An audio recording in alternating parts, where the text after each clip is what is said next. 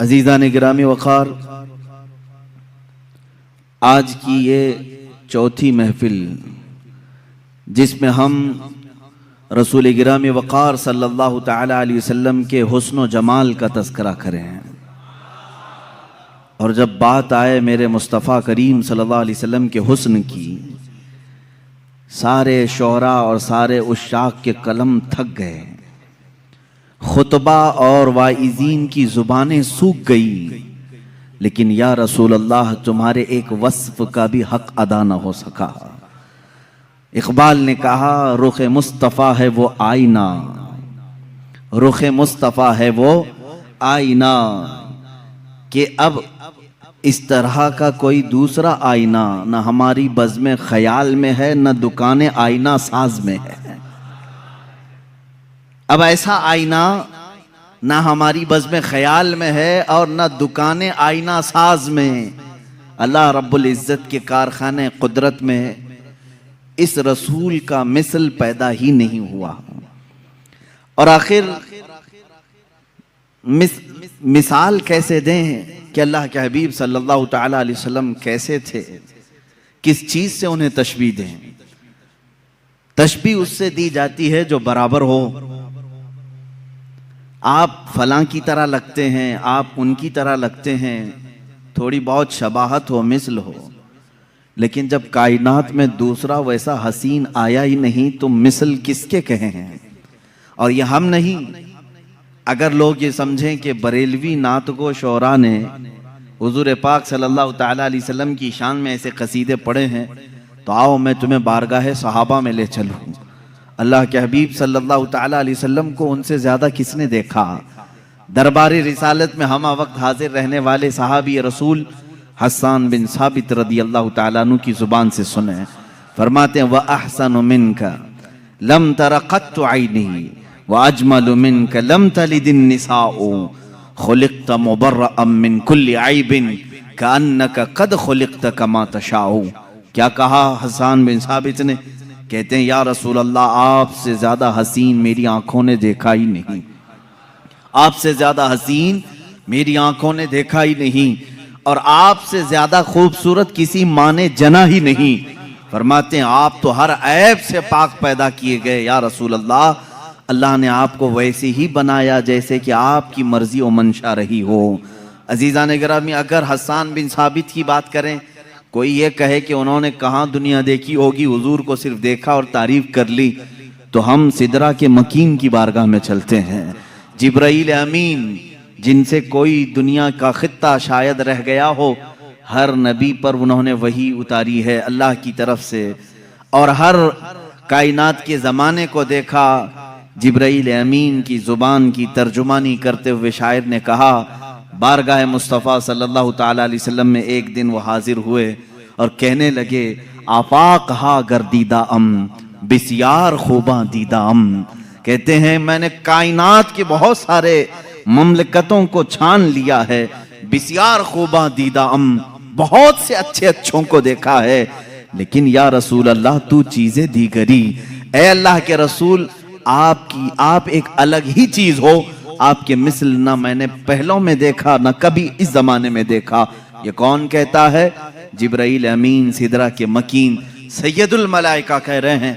عزیزان گرامی وقار، مصطفیٰ کریم صلی اللہ تعالی علیہ وسلم کے حسن اور آپ کے جمال کو ہر سنی مسلمان کو پڑھنا بھی چاہیے، سمجھنا بھی چاہیے۔ کیوں؟ اس لیے کہ محبوب کا حلیہ جب نگاہوں میں آتا ہے تو وہ ہمیشہ آنکھوں میں بس جاتا ہے، اور پھر اس حسین چہرے کو تصور میں لے آؤ تو دنیا کا حسن تمہیں دھوکہ بھی نہیں دے گا، دنیا کا جمال تمہیں پھر اپنی طرف فریفتہ نہیں کرے گا۔ جس کی نگاہوں میں جمال مصطفیٰ آئے دنیا کا حسن اسے ورغلا نہیں سکتا۔ یہ تو ہماری کمظرفی ہے، یہ ہماری طرف سے کوتاہی و سستی ہے کہ ہم نے رخ مصطفیٰ کو پڑھا نہیں۔ صحابہ نے من عن تصویر مصطفیٰ کتابوں میں لکھ دیا ہے۔ یہ اور بات ہے کہ تصویر حضور اکرم صلی اللہ تعالی علیہ وسلم کی نہیں بنائی گئی، لیکن خد و خال پورے صحابہ نے اس طرح سے لکھ دیے کہ آج بھی اگر تم تنہائی میں بیٹھ کر کے ان خد و خال کی تصوراتی زندگی میں جاؤ گے میرا یقین ہے کہ تمہیں دیدار مصطفیٰ نصیب ہوگا۔ اللہ کے حبیب صلی اللہ تعالیٰ علیہ وسلم کی وہ تصویر تمہارے ذہن میں چھپ جائے گی۔ آج ہمارا عنوان سخن یہی ہے، بارگاہ مصطفیٰ صلی اللہ تعالیٰ علیہ وسلم کے حسن و جمال، آپ کے خد و خال، آپ کا قد و قامت، آپ کا حلیہ مبارکہ۔ اس لیے کہ ہر مسلمان کو یہ جاننا بھی ضروری ہے کہ میرے نبی دکھتے کیسے تھے، وہ چلتے کیسے تھے، حضور پاک بات کرتے تو کیسے بات کرتے تھے، بیٹھتے تو کیسے بیٹھتے۔ اس لیے کہ خالی صرف ہمیں کہانیاں اور گیت سنانے کے لیے نہیں، قرآن نے حکم دیا ہے کہ رسول کی زندگی میں تمہارے لیے نمونہ عمل ہے، ہمارے لیے تو وہ آئیڈیل ہیں، ہمارے لیے وہ آئیڈیل ہیں، تو ہمیں ان کی ہر چیز سیکھنا ضروری ہے۔ رسول کریم صلی اللہ تعالیٰ علیہ وسلم کو اللہ تعالیٰ نے دنیا میں دونوں عظیم نعمتوں سے نوازا، حسن سیرت بھی عطا کیا، حسن صورت بھی عطا کیا۔ سیرت میں آپ کا مثل کوئی نہیں جو کل آپ نے سماعت کیا، اور صورت میں بھی آپ کے مثل کوئی نہیں۔ اللہ کے حبیب صلی اللہ تعالیٰ علیہ وسلم کے مثل صورت کسی کی نہیں۔ صحابہ اکرام نے الگ الگ انداز میں حضور کی بارگاہ میں ترانے پیش کی ہیں، قصیدے، اور تعریف بھی کی ہے اللہ کے حبیب صلی اللہ تعالیٰ علیہ وسلم کیسے تھے۔ لیکن ایک بات یاد رکھیں، حضور اکرم صلی اللہ تعالیٰ علیہ وسلم کی جو خوبصورتی تھی وہ مثل آئینہ ہے۔ ایک بات سمجھ لیں کہ آئینے میں ہر آدمی اپنے ہی چہرے کو دیکھتا ہے، اور جس کا چہرہ بھدا ہو آئینے کا قصور نہیں ہے۔ ایک روایت سے میں اپنی اس گفتگو کو شروع کرتا ہوں۔ حضور پاک صلی اللہ تعالیٰ علیہ وسلم صحابہ کے ساتھ بیٹھے تھے، ابو جہل آیا اور کہا محمد تم سے زیادہ بدصورت میں نے کسی کو نہیں دیکھا، معاذ اللہ رب العالمین۔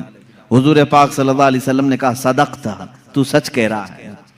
چلا گیا۔ تھوڑی دیر کے بعد حضرت ابو بکر صدیق رضی اللہ تعالیٰ عنہ تشریف لائے، کہا یا رسول اللہ صلی اللہ علیہ وسلم آپ سے زیادہ حسین و جمیل میں نے کسی کو نہیں دیکھا۔ اللہ کے نبی صلی اللہ علیہ وسلم نے فرمایا صدقت یا ابو بکر، اے ابو بکر تو نے سچ کہا۔ صحابہ جو موجود تھے انہوں نے پوچھا ابو جہل سے بھی آپ نے کہا سچ کہا، صدیق اکبر سے بھی کہا تو سچ کہہ رہا ہے، دونوں سچے کیسے ہو سکتے ہیں؟ ایک نے آپ کی برائی کی، دوسرے نے آپ کی تعریف کی۔ اللہ کے حبیب صلی اللہ علیہ وسلم نے فرمایا اے میرے صحابہ، در حقیقت میرا رخ انور آئینے کی مثل ہے، جو مجھے دیکھتا ہے وہ اپنی سیرت کو دیکھتا ہے۔ ابو جہل نے اپنی قباحت کو دیکھا، اپنی برائی کی، صدیق نے اپنی خوشحالی کو دیکھا، اپنی خوبصورتی کو دیکھا اور میری تعریف کی۔ رخ مصطفیٰ ہے وہ آئینہ، حضور پاک صلی اللہ تعالیٰ علیہ وسلم کے جمال جہاں آرا، اس کو اگر میں تصور میں لاؤں تو آج بڑے ادب و احترام کے ساتھ میں آپ سے گزارش کروں گا کہ نوجوانوں دل سنبھال کر، ہوش و حواس کو سنبھال کر میرے مصطفیٰ صلی اللہ تعالیٰ علیہ وسلم کے قد و قامت، حلیہ اور حسن و جمال کو مکمل اپنے دل میں نقش کرنے کے عزم کے ساتھ بیٹھو، اس امید کے ساتھ بار الہا آج کی محفل ختم ہو، میں تصور میں آنکھیں بند کروں اور تیرے حبیب کا مجھے دیدار ہو جائے، اور انشاءاللہ جس کی تڑپ جتنی ہوتی ہے اتنی ہی جلدی اسے زیارت بھی ہوتی ہے، کیونکہ میرے آقا صلی اللہ علیہ وسلم نے فرمایا ابغونی فی ضعفائکم، مجھے تم اپنے کمزور لوگوں میں، ٹوٹے ہوئے دلوں میں ڈھونڈا کرو، اس لیے کہ وہاں محمد صلی اللہ علیہ وسلم تشریف لاتے ہیں۔ عزیزان گرامی، میرے آقا صلی اللہ تعالیٰ علیہ وسلم کی سیرت طیبہ کے باب میں آپ کا حلیہ مبارکہ بھی بیان کرنا آتا ہے، یہ اسی کی ایک شاخ ہے۔ حضور اکرم صلی اللہ تعالیٰ علیہ وسلم جب جوان ہوئے اور آپ نے اعلان نبوت فرمایا تب تو آپ کی عمر مبارک 40 سال کی تھی، اور جب آپ نے ہجرت فرمائی جب 53 سال کی تھی عمر پاک آپ کی۔ اب 53 سال کی عمر میں صحابہ اکرام نے جو حلیہ بیان کیا، پھر جوانی کا حال کیا رہا ہوگا؟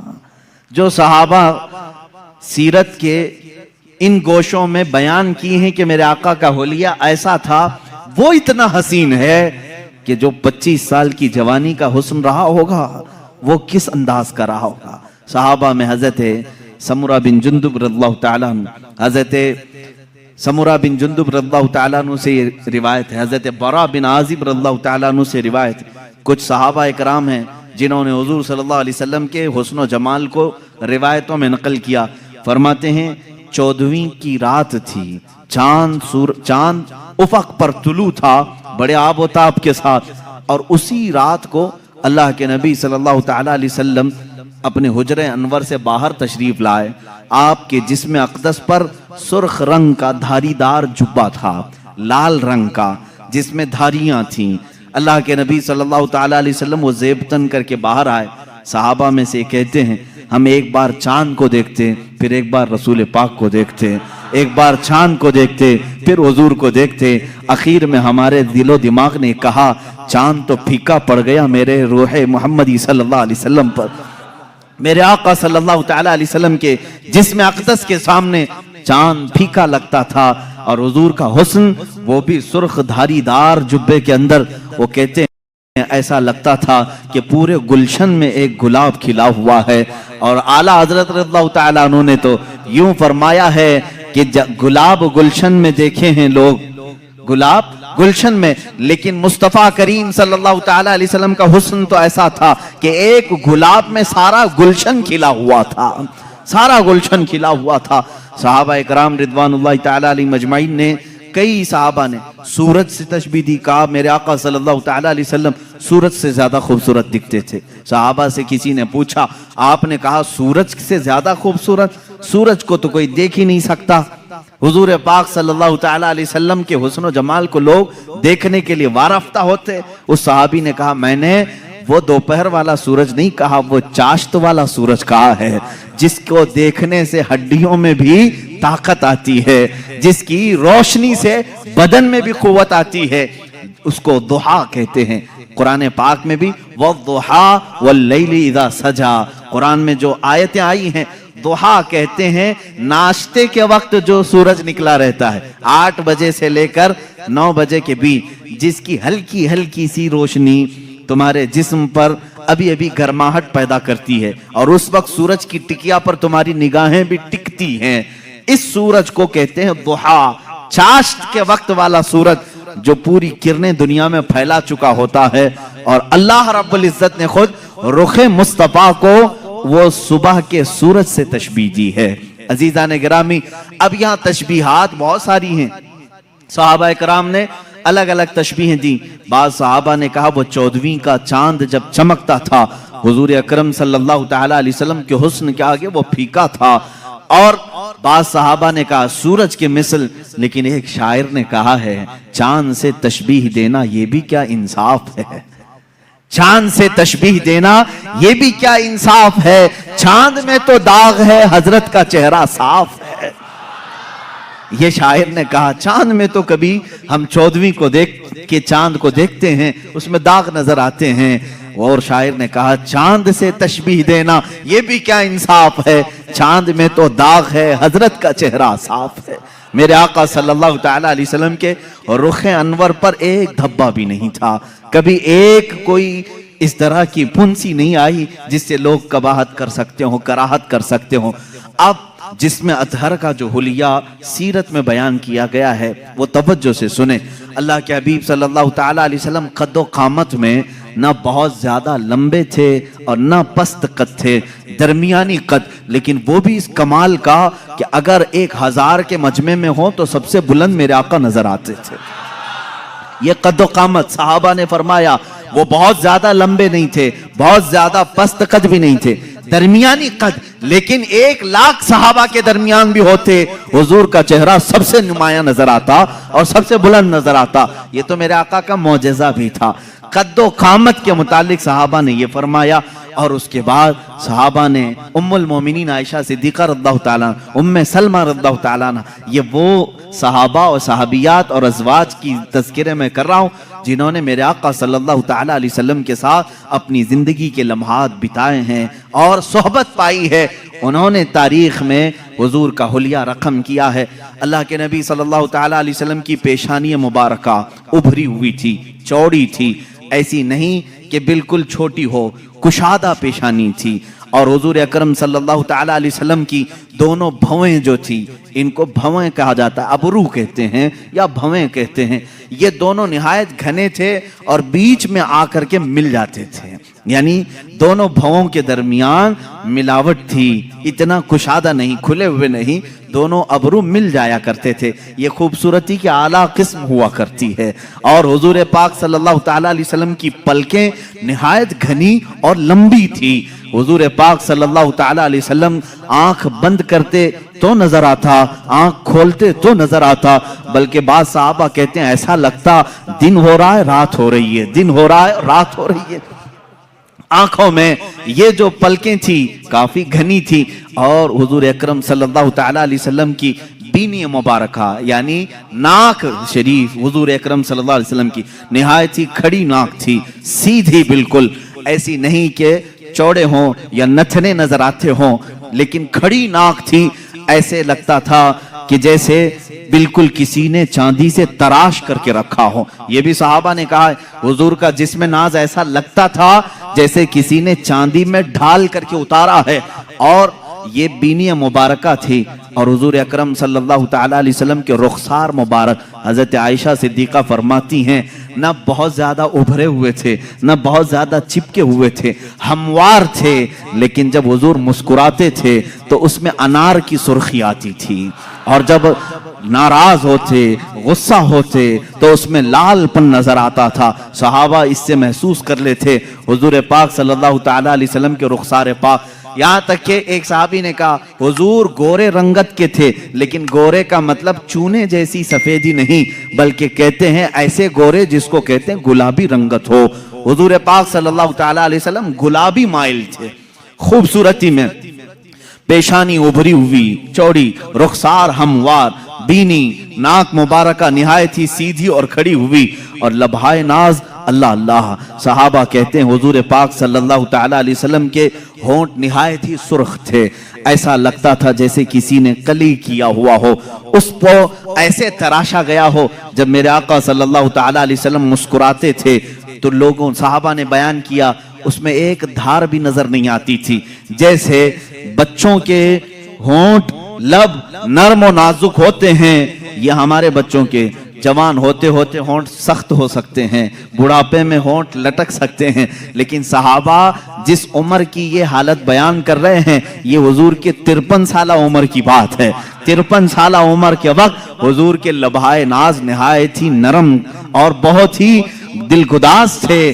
حضور جب مسکراتے تھے تو یہ ہونٹ پھیل جاتے تھے اور اس میں سرخی نظر آتی تھی، اور رسول کریم صلی اللہ تعالی علیہ وسلم کی ذقن مبارک یعنی ٹھوڈی شریف یہ بالکل ہی مثلث نما، یعنی ایسے نہیں کہ جس کو عیب دار سمجھا جائے، اور داڑھی شریف اتنی گھنی تھی، حضور پاک صلی اللہ تعالی علیہ وسلم کی داڑھی نہایت گھنی، اور بال شریف بہت سیدھے بھی نہیں بہت گھنگرو بھی نہیں، لیکن تھوڑے سے گھنگریالو تھے، اور سر مبارک سے جو بال تھے صحابہ اکرام فرماتے ہیں کہ پیشانی سے لٹک کر کانوں کی لو تک آتے تھے، جو زلفیں تھی حضور پاک صلی اللہ علیہ وسلم کی، اور کبھی کندھوں تک آ جاتے تھے، لیکن ان زلفوں میں بل کھائے ہوئے تھے، یعنی ہلکے ہلکی سے گھنگریالو تھے، اور رسول کریم صلی اللہ تعالی علیہ وسلم کے کانوں سے جب یہ گھنے بال کندھوں تک لٹکتے تھے، ماں عائشہ صدیقہ فرماتی ہیں کالے بال، نہایت کالے بال جب وہ دونوں کندھوں تک لٹکتے تھے، اور ان بالوں کے بیچ میں دونوں کان ایسے لگتے جیسے تارے رات میں کھلے ہوئے ہوں، دو بڑے ستارے ان گھنے بالوں کے درمیان کھلے ہوئے ہوں۔ صحابہ کہتے ہیں اسی طرح سے نظر آتے تھے، کیونکہ کانوں میں بالکل سفیدی تھی، بہت ہی روشنی تھی، اور بال نہایت ہی رنگ کالے، اور ان کالی رنگت میں جب وہ سفید رنگ کے کان ہوں یقیناً وہ خوبصورت ہوں گے، یقیناً وہ تارے سے زیادہ خوبصورت لگتے ہوں گے۔ اب گردن مبارک جو تھی صحابہ کہتے ہیں سراہی نما تھی، ایسے جیسے کہ حضور اکرم صلی اللہ علیہ وسلم پانی پی رہے ہوں تو صحابہ کو یہ تک نظر آتا تھا کہ پانی اتر رہا ہے، جیسے شیشے کے اندر سراہی میں پانی ڈالا جائے. اور ایک صحابی بیان کرتے ہیں حضور پاک صلی اللہ تعالیٰ علیہ وسلم سے جس نے مصافحہ کیا وہ ہتھیلیاں اتنی نرم و گداز تھی، کہتے ہیں دنیا کے کسی ریشم میں اتنی نرم و گدازت نہیں ہوتی، اتنی لطافت نہیں ہوتی، اتنی لطافت. اور وہ بھی کس عمر کی بات؟ 53 سالہ عمر کی بات ہے. ہاتھ جوان ہوتے ہوتے سخت ہونے لگتے ہیں. بچوں کے تو ہم سمجھ لیں گے کہ نرم ہوں گے، لیکن جوانی میں ہاتھ چھوتے ہوئے محنت کرتے ہوئے سخت ہو سکتے ہیں. صحابہ نے جو حلیہ بیان کیا ہے یہ رسول کریم صلی اللہ علیہ وسلم کے 53 سال کے بعد کا حلیہ ہے، اور اتنے نرم کہ جو ایک مرتبہ مصافحہ کرے اس کو ایسا لگتا کہ میں نے اپنے ہاتھ کسی دیباجے میں، کسی ریشم کی کان میں رکھ دیا ہے.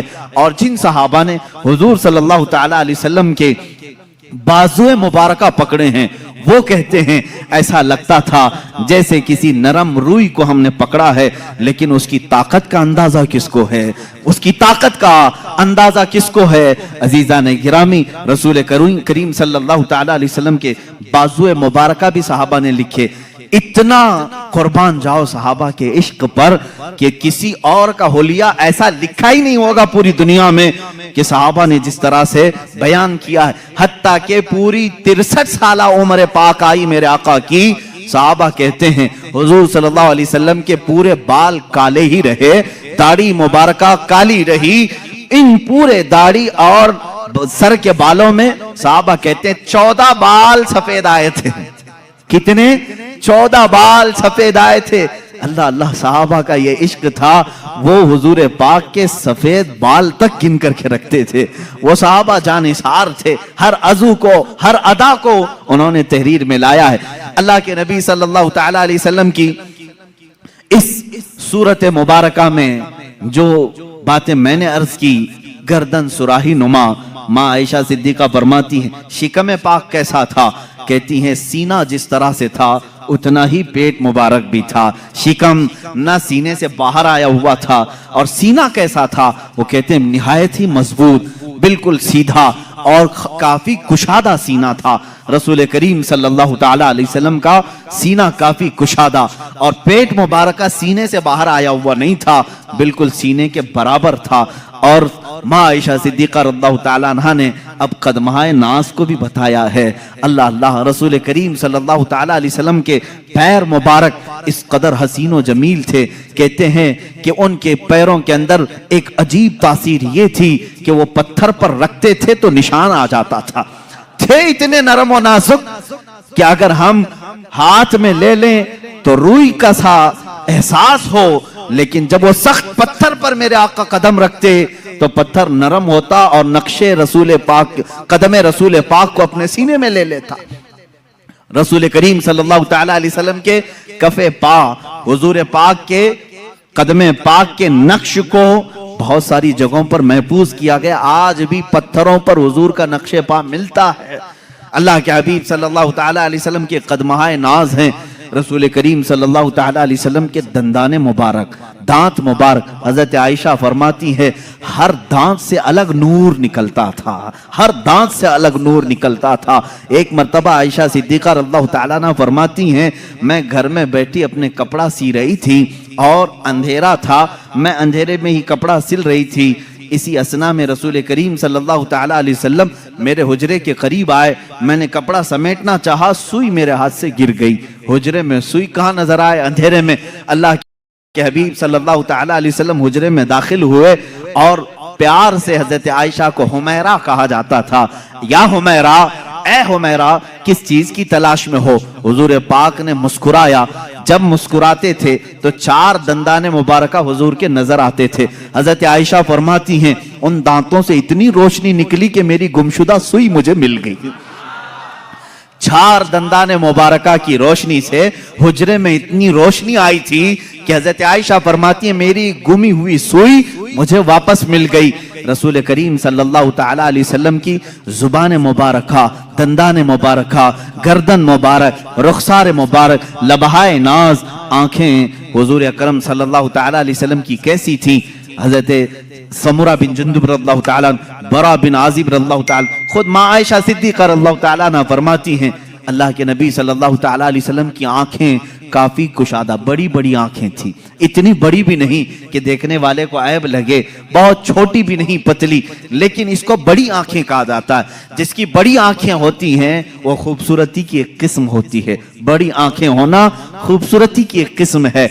अल्लाह के नबी सल्लल्लाहु तआला अलैहि वसल्लम की आंखों के अंदर की भी बात सहाबा फरमाते हैं, ये जो पुतली थी निहायत काली थी और जो बाहर की सफेदी थी वो बहुत सफेद, लेकिन उसमें खून के जो डोरे थे वो साफ नजर आया करते थे, बारीक बारीक नसें साफ नजर आती थी। सहाबा ने क्या क्या देखा है और क्या क्या नक्श करके रखा है, मेरे अजीजों गालिबन बाद में आने वाले हम गुलामों के लिए ही उन्होंने लिखा होगा। इसीलिए उन्होंने बताया होगा, ऐ नादान, जब कभी तेरा दिल परेशान हो जाए, घबरा जाए, इस हुलिये पाक को एक बार पढ़ लेना, फिर आंखें बंद कर लेना, सारी थकान दूर हो जाएगी, सारी थकान दूर हो जाए।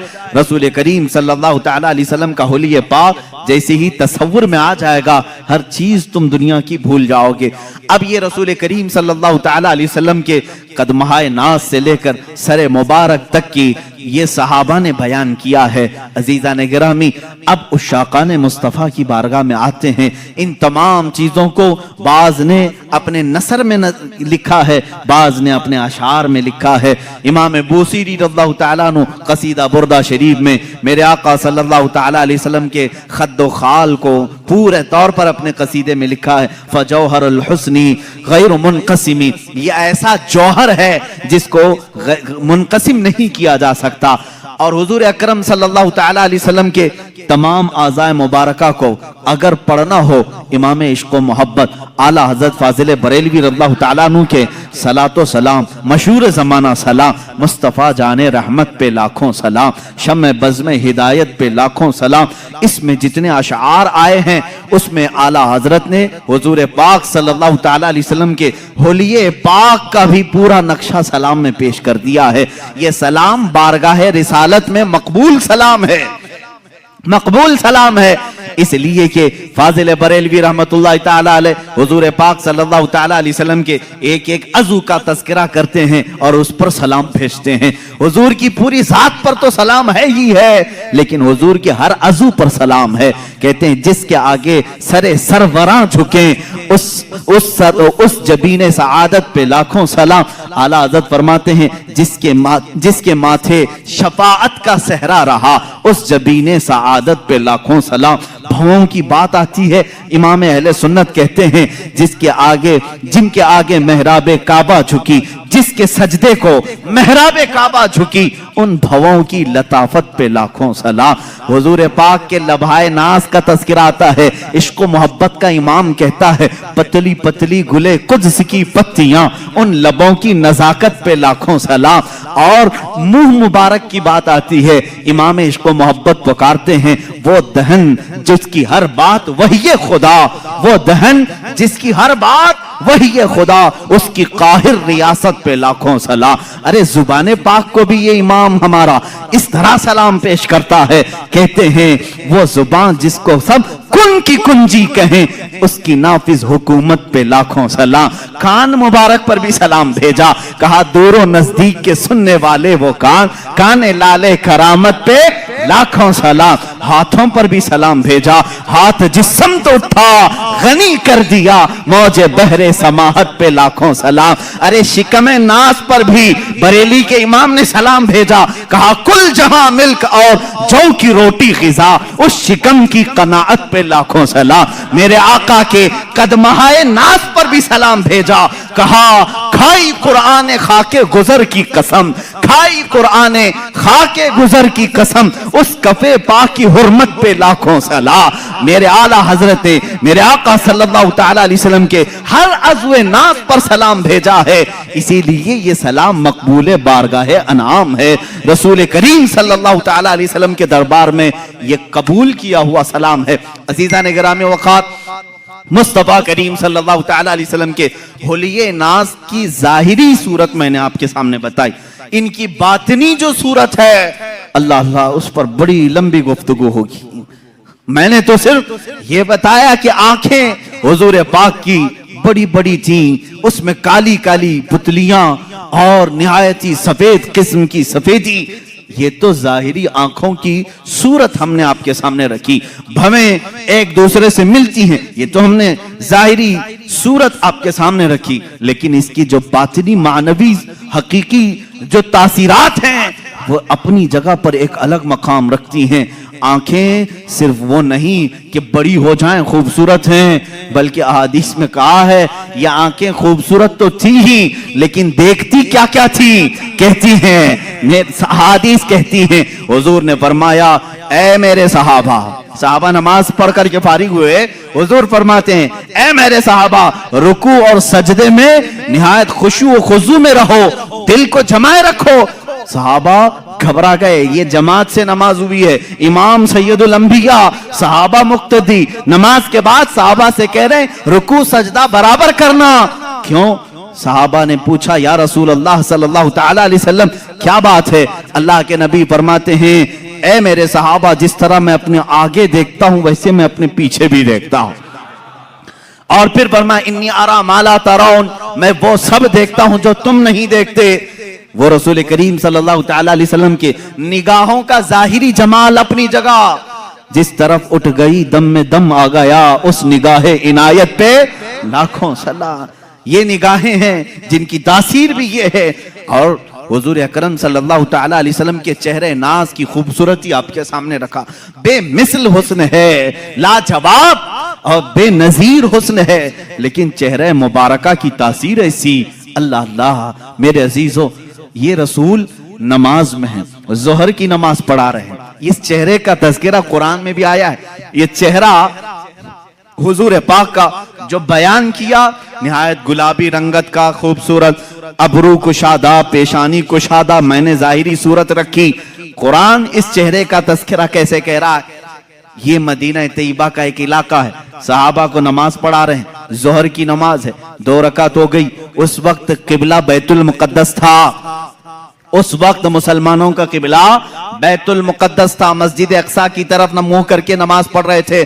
رسول کریم صلی اللہ تعالی علیہ وسلم کے دل میں خیال گزرا کاش ہمارا قبلہ خانہ کعبہ ہوتا تو زیادہ اچھا ہوتا، اس لیے کہ بیت المقدس اس طرف تھا، خانہ کعبہ بالکل پیچھے کی طرف تھا، اپوزٹ سمت میں، اور یہ خیال آیا۔ پھر آگے کی بات قرآن سے سنو، دوسرے پارے کا پہلا صفحہ ہے، مولا تعالیٰ فرماتا ہے قَدْ نَرَا تَقَلُّبَ وَجْهِكَ فِي السَّمَاءِ فَلَنُوَلِّيَنَّكَ قِبْلَةً تَرْضَاهَا۔ اے رسول، حضور صلی اللہ تعالی علیہ وسلم نے یہ خیال کیا دل میں، اور اس کے بعد کیا کیا؟ 2 رکعت نماز پڑھا لی صحابہ کو، اور اپنا چہرہ آسمان کی طرف اٹھانے لگے۔ تم اگر آسمان کی طرف منہ اٹھاؤ گے نماز مکروہ ہو جائے گی، تم اگر اپنا چہرہ نماز کی حالت میں آسمان کی طرف اٹھاؤ گے نماز مکروہ ہے۔ رسول پاک صلی اللہ علیہ وسلم 2 رکعت کے بعد اپنا چہرہ پاک آسمان کی طرف اٹھانے لگے، 1 بار اٹھایا، 2 بار اٹھایا، 3 بار اٹھایا، آیت نازل ہو گئی، جبرائیل امین آ گئے یہ لے کر کے قَدْ نَرَا تَقَلُّبَ وَجْهِكَ فِي السَّمَاءِ، اے محبوب ہم نے آپ کا آسمان کی طرف چہرہ اٹھانا ہم دیکھ رہے ہیں، اے رسول ہم آپ کا چہرہ اٹھانا دیکھ رہے ہیں، اور ہم آپ کو اس قبلے کی طرف پھیر دیں گے جہاں آپ کی مرضی ہے۔ فَوَلِّ وَجْهَكَ شَطْرَ الْمَسْجِدِ الْحَرَامِ، اور اللہ تعالیٰ نے پھر فوراً ایک آیت اور نازل فرمائی۔ پہلے کیا کہا رب تعالیٰ نے؟ اے حبیب آپ کے دل میں جس قبلے کا خیال ہے، قبلتن ترضاہا، جس کی طرف آپ کی رضا ہے اسی قبلے کی طرف ہم آپ کو پھیریں گے۔ پھیریں گے کب پھیریں گے؟ یہ ابھی نہیں آیا، فوراً آیت اتر گئی، ابھی تو یہ ظہر کی نماز میں تھے، جبرائیل امین نے آیت پیش کی فَوَلِّ وَجْهَكَ شَطْرَ الْمَسْجِدِ الْحَرَامِ، اے رسول آپ کی خواہش ہوئی ہے، دیر کس بات کی، اسی حالت میں آپ پھر جائیں، آج سے قبلہ آپ کا خانہ کعبہ بنا دیا گیا ہے۔ یہ نہیں کہ یہ نماز ہو جائے ظہر کے بعد عصر سے جو ہے قبلہ ادھر ہوگا، مغرب سے ادھر ہوگا، نہیں، رسول نے خواہش ابھی کی ہے نماز میں، ابھی ہی قبلہ بدل دیا جائے۔ اسی لیے کہا گیا ہے یہ چہرے ناز کی ظاہری صورت تو میں نے بتایا، باطنی اس کی تاثیر یہ ہے اگر آسمان کی طرف یہ چہرہ اٹھ جائے تو قیامت تک آنے والے مسلمانوں کا قبلہ بدل جائے۔ قبلہ بدل گیا، اب دوبارہ قبلہ کوئی بدل نہیں سکتا۔ کس نے بدلا؟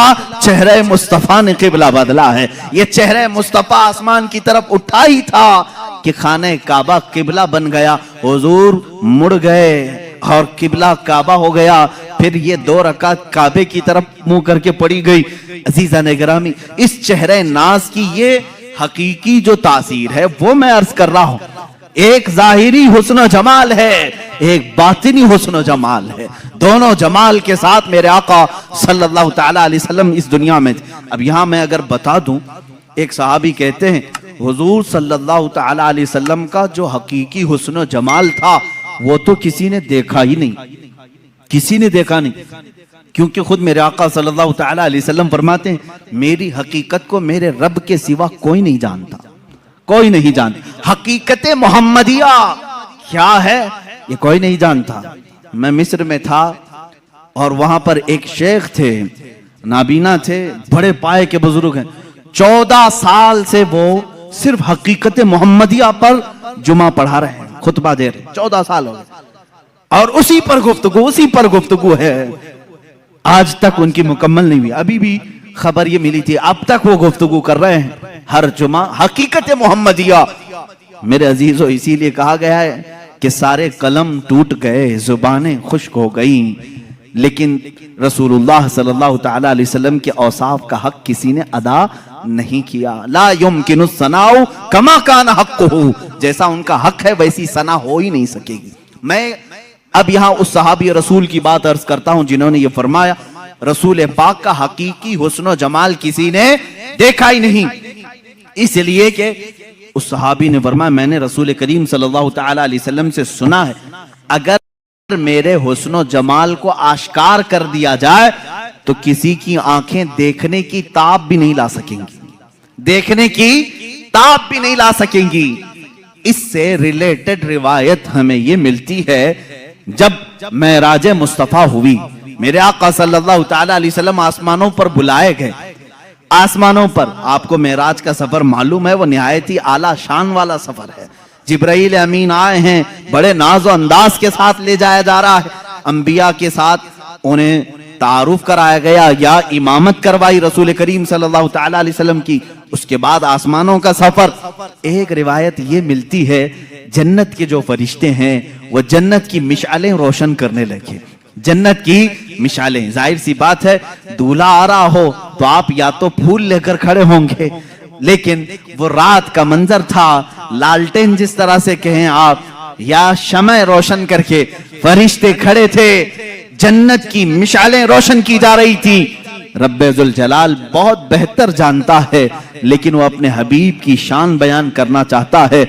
فرشتوں سے فرمایا اے ملائکہ یہ مشعلیں کیوں روشن کر رہے ہو؟ فرشتوں نے عرض کیا مولا تیرے حبیب کے استقبال میں، تیرا حبیب معراج کے سفر پر ہے اور تیرے قرب کی منزلیں طے کر رہا ہے، ہم اس کی آمد کے انتظار میں، ہم اس کے استقبال میں یہ مشعلیں روشن کر رہے ہیں.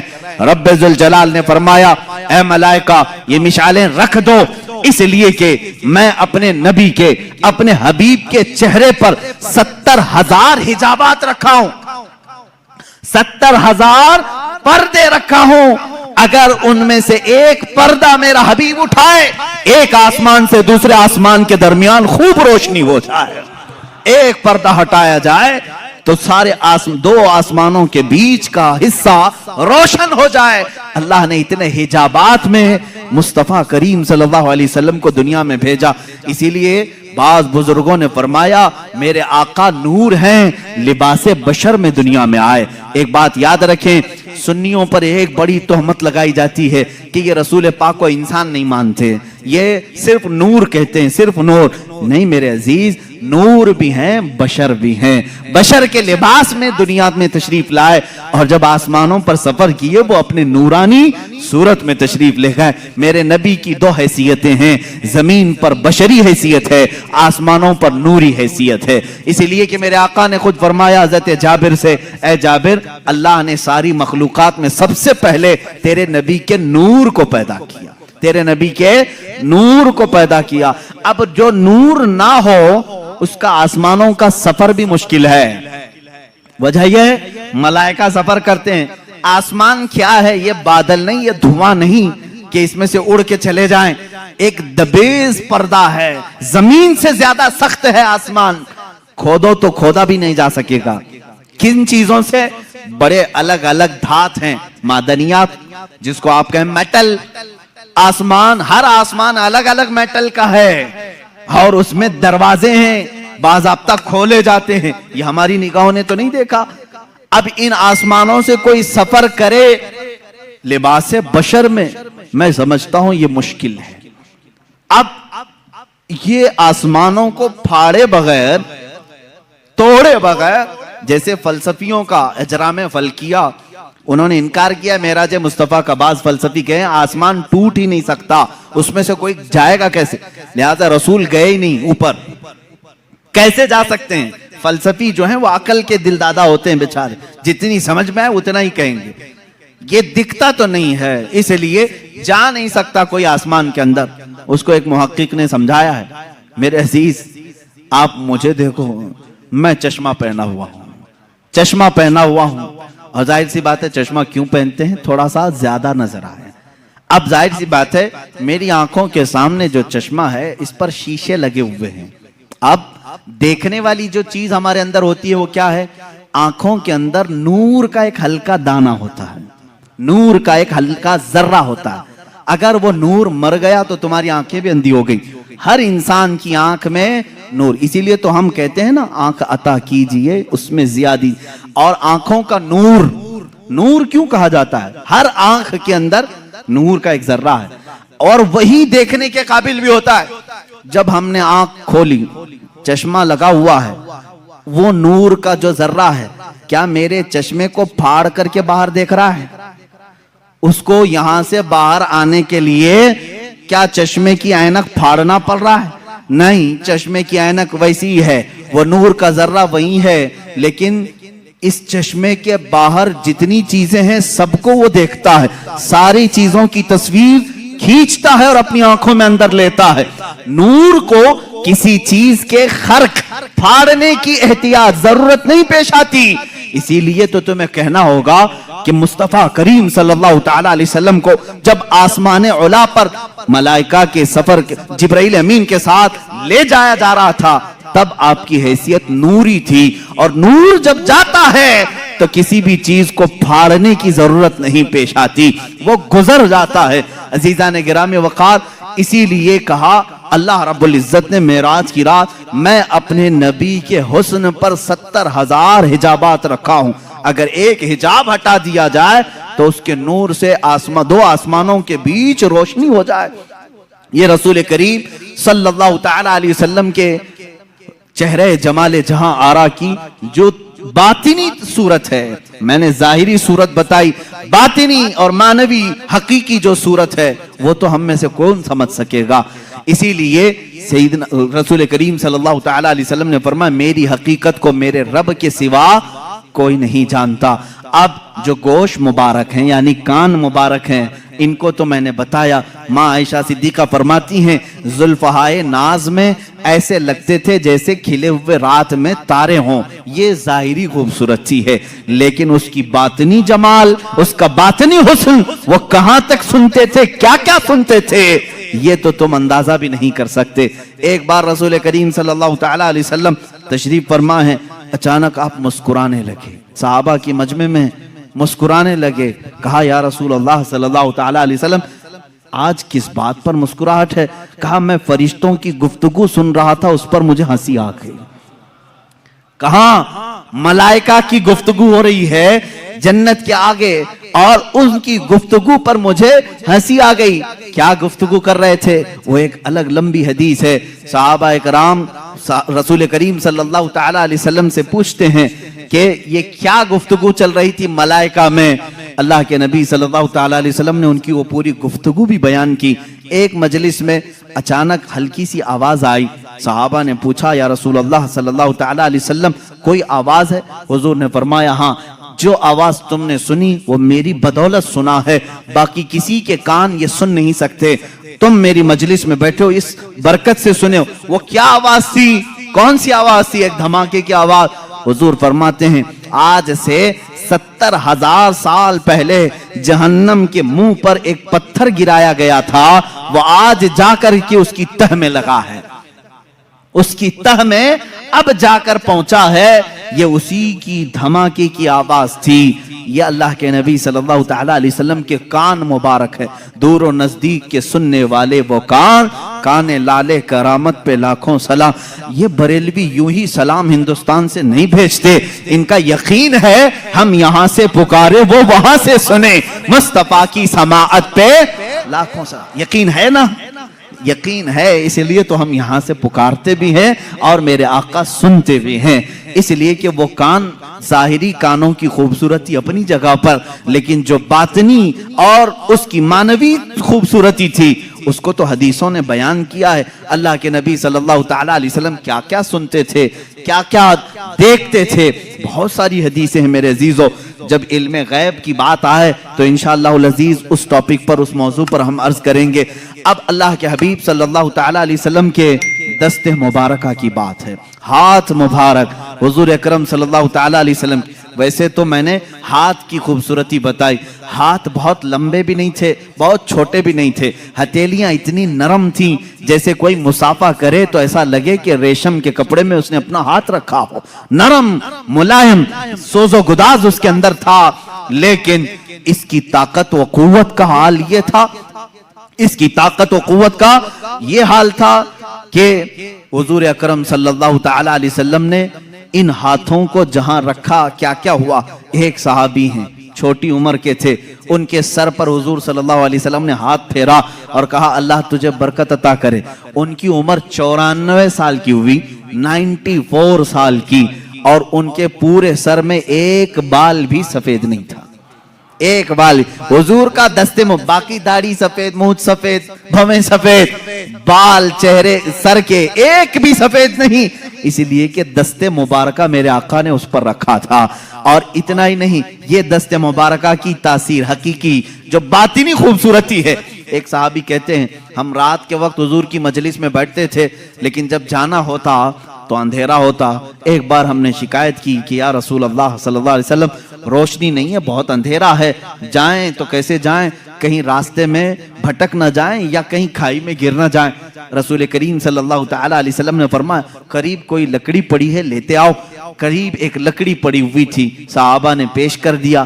اللہ کے نبی صلی اللہ علیہ وسلم نے اس لکڑی پر مسح کیا، اپنے ہاتھ سے مسح کیا اور کہا اس لکڑی کو لے جاؤ، یہ اجالا دے گی۔ وہ صحابہ کہتے ہیں ہم باہر آئے تو اس کی ہر شاخ سے نور کی شعاعیں پھوٹ رہی تھی، اتنی روشنی کہ پوری گلی روشن ہوئی۔ اب وہ 3 صحابہ تھے، کہتے ہیں ایک موڑ پر ہمیں راستہ بدلنا تھا، ایک کو ادھر جانا تھا، ایک کو ادھر، ایک کو ادھر، اب کیا کریں؟ ایک روشنی کا کمکمہ حضور نے دیا تھا۔ تینوں نے کہا ہم 3 ٹکڑے کرتے ہیں اور اپنے اپنے گھر لے جاتے ہیں۔ تینوں ٹکڑے کیے، ہر ٹکڑے سے وہی روشنی آ رہی تھی۔ رسول پاک صلی اللہ تعالیٰ علیہ وسلم جس لکڑی پر اپنا دست مبارکہ لگا دیں وہ روشنی ہی روشنی پیدا کرے۔ ایک صحابی ہیں جنگ بدر میں، حضرت عکاشہ رضی اللہ تعالیٰ عنہ کہتے ہیں میں غریب صحابہ میں سے تھا، کسی کے پاس تلوار تھی، کسی کے پاس چاقو تھی، میرے پاس کچھ بھی نہیں تھا۔ میں حضور کی بارگاہ میں عرض کیا کہ آقا لڑنا تو مجھے بھی ہے، جذبہ جہاد میرے بھی اندر ہے، غریب ہی ہے، غربت کی وجہ سے میرے پاس کچھ نہیں۔ حضور نے ایک لکڑی اٹھائی اور کہا جاؤ اس سے جنگ کرو۔ وہ ایک پرانی لکڑی تھی۔ وہ صحابی کہتے ہیں میرے آقا نے اپنا دست مبارک اس لکڑی پر رکھا تھا، وہ ایسی غضب کی تلوار بنی کہ اسی سے میں نے کئی لوگوں کو گھاؤ دیے، زخم دیے، اور وہ لکڑی کسی کافر کے گردن کے قریب جاتی گردن اڑ کر چلی جاتی تھی۔ وہ دست مبارکہ کی تاثیرات، یہ الگ عنوان ہے میرے عزیزو، وہ چھو لیں تو اس میں برکت ہو۔ اب آؤ حضرت جابر رضی اللہ تعالیٰ عنہ کے گھر کی دعوت جو آپ نے سنا بھی تھا معجزات میں۔ حضور پاک صلی اللہ تعالیٰ علیہ وسلم کھانا تناول فرما لیے، کھانے کے بعد دسترخوان سے اپنا ہاتھ پوچھ لیا۔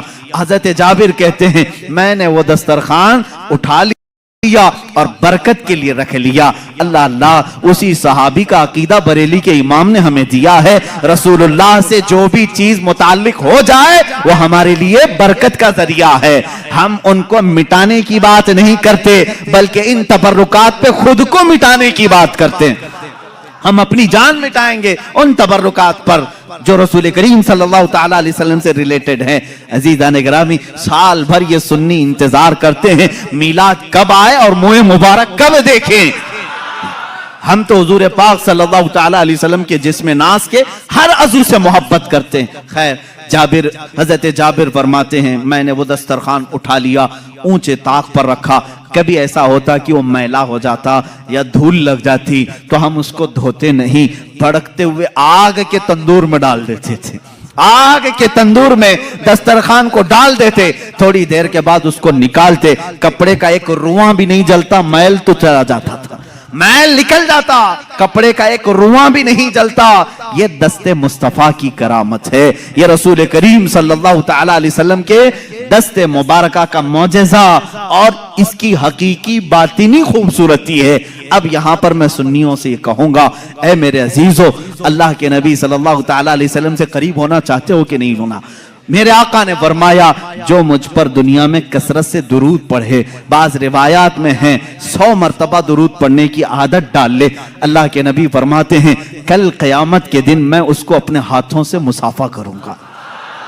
ہائے اگر وہ نرم و نازک ہاتھ, وہ سوز و گداز و ملائم ریشمی ہاتھ قیامت کے دن اگر ہمارے ہاتھوں میں آ جائے, میرا وجدان یہ کہتا ہے رسول پاک اگر دسترخوان کو ہاتھ لگا دیں اسے آگ نہیں جلاتی, جس امتی سے مصافحہ کر لے اس پر بھی جہنم کی آگ نہیں جلائے گی. انشاءاللہ العزیز جہنم کی آگ سے وہ بندہ بچے گا جس کو رسول پاک نے مصافحہ کیا ہو. اس لیے آج سے عادت ڈالیں گے, روزانہ میرے آقا کی بارگاہ میں درود پاک بھیجیں گے. اس وقت تک ہم نہیں سوئیں گے جب تک حضور پاک کی بارگاہ میں ہدیہ درود نہیں بھیج لیتے. پڑھیں درود مبارکہ. اللہم صلی علی سیدنا و مولانا محمد معدن الجود والکرم وآلہ واصحابہ الکرام وابنہ الکریم وبارک وسلم صلاۃ دائمۃ سرمدا ابدا. میرے عزیزو, اب ایک ایک عضو پر میں تفصیلی گفتگو کرتے چلا جاؤں, وقت نکل جائے گا. اب آئیں حضور پاک صلی اللہ تعالی علیہ وسلم کے قدم ناز کے متعلق بھی آپ نے سنا کہ آپ پتھر پر بھی رکھتے تو پتھر نرم ہوتا اور اس میں نقش پیدا ہو جاتا, نقش پیدا ہوتا. اور ان قدموں کی بات تو یہ ہے کہ جس زمین پر میرے آقا نے قدم رکھے ہیں وہ کون سی زمین؟ مکہ. اللہ نے قرآن پاک میں اس زمین کی قسم یاد فرمائی, لا اقسم بہذا البلد وانت حل بہذا البلد. مولا فرماتا ہے قسم ہے اس شہر مبارک کی. کون سے؟ مکہ کی قسم. قرآن میں ہے سورہ بلد آپ پڑھیں 30ویں پارے میں, اللہ فرماتا ہے اس شہر کی قسم. کیوں قسم؟ قسم مقدس چیز کی اٹھائی جاتی ہے. اللہ فرماتا ہے وانت حل بہذا البلد, اس لیے قسم کہ میرا حبیب اس شہر میں جلوہ گر ہے. قدم مبارک کھائی قرآن خاکے گزر کی قسم, اس کفے پاک کی حرمت پہ لاکھوں سلام. رسول کریم صلی اللہ تعالی علیہ وسلم کے قدمہائے ناز جہاں پڑے ہیں وہ گل و گلزار بنا ہے. اس لیے کہ حدیث میں ہے مدینے کا پہلا نام کیا تھا؟ یثرب تھا. اب ہم یثرب نہیں کہتے, لیکن تاریخ بتانے کے لیے صرف کہنے کی اجازت ہے. کسی نے اگر یثرب کہہ دیا تو اس نے حرام کیا, اس نے گناہ کیا. المدینۃ المنورہ, نہایت ہی روشن شہر یہ مدینہ ہے. مدینے کا دوسرا نام طیبہ ہے, طابہ ہے, طوبہ ہے. حضور اکرم صلی اللہ تعالی علیہ وسلم کی آمد سے پہلے اس کے حالات بتا دوں. یثرب کہتے ہیں بیماریوں کے مرکز کو, جہاں ہر طرح کی بیماریاں, طرح طرح کی بیماریاں رہتی ہوں, وہ یثرب تھا. یہ شہر یہاں جو جاتا وہ بیمار ہو کے آ جاتا. اور اس شہر میں بلائیں عام تھی, وبائیں عام تھی, لوگ بیمار ہوتے, مرتے, طرح طرح کے قسم قسم کے بخار آتے تھے. لیکن میرے آقا صلی اللہ تعالی علیہ وسلم نے اپنا قدم ناز وہاں رکھا تو یثرب ختم ہو گیا اور پھر وہ ہمیشہ کے لیے مدینہ ہو گیا. اتنا ہی نہیں, مدینے میں میرے آقا نے قدم رکھا, وہ بیماریاں تو چلی گئیں, وہ وبائیں تو چلی گئیں, بلائیں تو چلی گئیں, لیکن ساتھ میں میرے آقا نے اب یہ فرمایا اب یہ یثرب نہیں, اب مدینہ ہے. اس کی عزت یہ ہے غبار المدینہ فیہ شفاء. میرے آقا فرماتے ہیں اس کی دھول میں بھی اللہ نے شفا رکھی ہے. اڑتی ہوئی دھول مدینے کی اللہ فرماتا, رسول پاک فرماتے ہیں اس میں شفا ہے. خاکے شفا کہاں سے لاتے ہو؟ خاکے شفا کہاں سے لاتے ہو؟ مدینے کی ہی مٹی ہے. اس مدینے کی مٹی میں شفا آئی کہاں سے؟ مٹی تو زمین کی ہے, وہ قدم ناز کی برکت ہے. میرے آقا صلی اللہ تعالی علیہ وسلم کے قدمہائے ناز جہاں رکھے جائیں. اب بریلی کے امام اعلی حضرت فاضل بریلوی رضی اللہ تعالیٰ عنہ نے اپنے اشعار میں جو تمنائیں کی ہیں وہ ہلکی پھلکی نہیں ہیں, ہلکی پھلکی نہیں ہے. مدینے میں قدم رکھا رسول پاک نے, ساری بلائیں ختم, وبائیں ختم, بیماریاں ختم, لیکن وہ زمین اب شفا کا مرکز بن گئی. جو وہاں جائے مٹی اٹھائے اپنی جلد پر لگائے صحت یاب ہو جائے. اب یہ حدیث پاک میں موجود ہے. اعلیٰ حضرت فرماتے ہیں یا رسول اللہ صلی اللہ تعالی علیہ وسلم, آپ کے یہ جو کفے پا کہتے ہیں تلووں کے نیچے والا حصہ, کف کہتے ہیں ہتھیلی کو, پا کہتے ہیں پیر کو, کفے پا پیروں کا جو تلوہ ہے اتنا مقدس ہے کہ رکھ دیں تو بیماریاں ختم, بلائیں ختم, وبائیں چلی جائیں اور پھر وہ مرکز شفا بن جائے. تو کیوں نہ میں تمنا کروں. بریلی کے امام نے یوں کہا, دل کرو ٹھنڈا میرا وہ کفے پا چاند سا, چاند جیسا جو کفے پا ہے آپ کا یا رسول اللہ, دل کرو ٹھنڈا میرا وہ کفے پا چاند سا, سینے پہ رکھ دو ذرا تم پہ کروڑوں درود. تمنائیں کیسی ہیں. بریلی کے امام نے تمنا کیا کیا, یا رسول اللہ وہ کفے پا ذرا میرے سینے پر بھی رکھ دو تاکہ سینے کے اندر موجود ساری وبائیں ختم ہو جائیں. اور بلکہ حضور اگر کسی کے سینے پر کفے پا رکھ دیں اس کا سینہ بھی مرکز شفا بن جائے, وہ جس سے ملاقات کرے. اسی لیے یقیناً اعلیٰ حضرت کی دعا قبول ہوئی ہوگی. خواب میں کبھی نہ میرے آقا نے اپنا قدم پاک یا کفے پا سینے پر دیا ہوگا, اس لیے کہ نہ کہنا میرے رسول کی عادت ہی نہیں. اعلیٰ حضرت نے اگر دعا کیا ہے سینہ مبارکہ پر قدم ناز رکھا ہوگا تو اب جیسے مدینے سے بلائیں ختم ہوئی, وبائیں ختم ہوئی, مدینہ مرکز شفا ہو گیا, یہاں بریلی کے امام کا سینہ عشق و محبت کا امام بن گیا. جو سینے سے لگا اس کے اندر بھی عشق آ گیا, جو ان کی باتیں کیا اس کے اندر بھی محبت و عشق بھر گئی. یہ ہے قدم ناز کی برکت. اسی لیے بزرگوں نے کہا اعلیٰ حضرت جو ہے معجزۃ من معجزات رسول اللہ ہے, رسول اللہ کے معجزات میں سے ایک معجزے کا نام ہے.